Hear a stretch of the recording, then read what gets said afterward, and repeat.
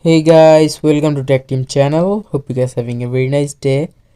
In this video, I'm gonna walk through how can you remove Google account from Android phone, sign out Google account from Android. So it is very easy to sign out. At first, just go to your Gmail app. Now after that, just click the top right your profile icon. Now in the bottom here you will see manage accounts on this device. Click on it. Now click on Google from here. Now just select the account that you want to remove.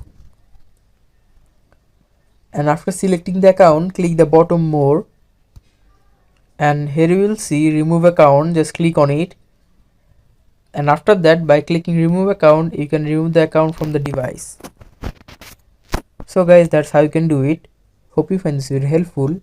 If you find this video helpful, then give a thumbs up and don't forget to subscribe Tech Team channel. Thank you so much for watching the video.